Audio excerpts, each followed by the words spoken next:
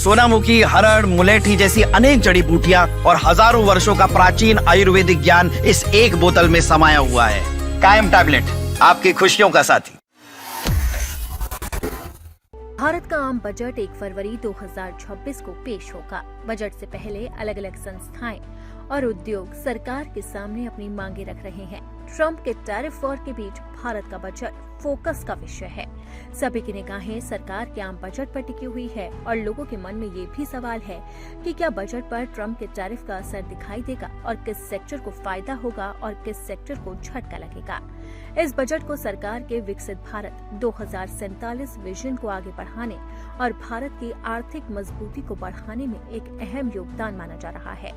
राष्ट्रपति द्रौपदी मुर्मू ने बजट सत्र के लिए संसद के दोनों सदनों को बुलाने के प्रस्ताव को मंजूरी दे दी है, जो 28 जनवरी से शुरू होगा और इससे पहले ही लोगों के मन में कई तरह के सवाल उठने लगे हैं, खासकर प्राइवेट नौकरी वालों के लिए कि क्या उन्हें इस बजट में राहत मिलेगी, क्या सरकार टैक्स में उन्हें छूट देगी।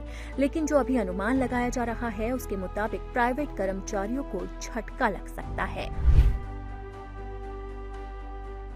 Federation of Indian petroleum industry के एक्सपर्ट ने टैक्स के नियमों में एक अस्पष्टता की ओर इशारा किया है। FIPI के अनुसार सैलरी पाने वाले कर्मचारियों को नेशनल पेंशन सिस्टम, जिसे NPS कहा जाता है, उसमें एम्प्लॉयर के योगदान पर डबल टैक्स लग सकता है।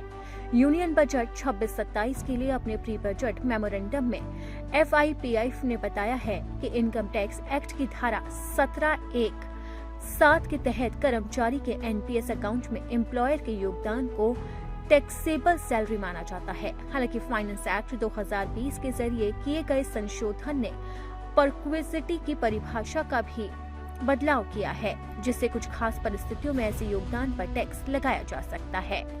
वहीं इस झटके के साथ ही अब नौकरी पेशा लोगों की सरकार से कई मांग है, तो नौकरी करने वाले लोग सरकार से क्या चाहते हैं वो भी जानते हैं।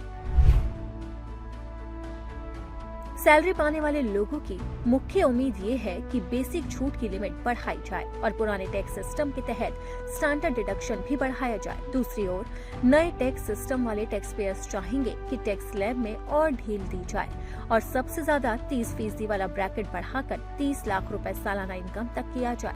कई टैक्स पेयर्स ये भी चाहते हैं कि नए सिस्टम में कम टैक्स स्लैब चुनने पर भी उन्हें सेक्शन 80C, 80D और होम लोन इंटरेस्ट जैसे पॉपुलर डिडक्शन क्लेम करने की छूट मिले। Long term capital gain tax में राहत, खासकर इक्विटी और म्यूचुअल फंड इन्वेस्टमेंट पर टैक्स के बाद रिटर्न बेहतर करने के लिए एक और बड़ी मांग है।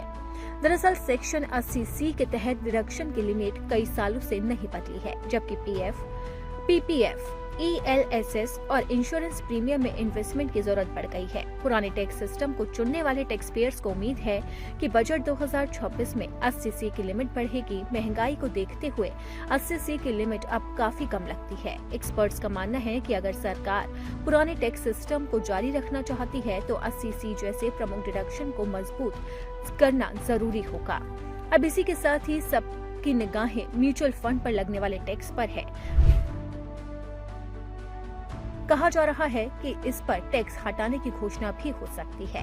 दरअसल केंद्रीय बजट 2026-27 की तैयारियां शुरू हो चुकी है। इस बीच म्यूचुअल फंड कंपनियों के संगठन AMFI ने वित्त मंत्रालय को अपनी सिफारिशें भेज दी है। AMFI का जोर इस बार मध्य वर्गीय परिवारों की बचत बढ़ाने, टैक्स में राहत देने और रिटेल निवेशकों को लंबी अवधि के निवेश के लिए प्रोत्साहित करने पर है।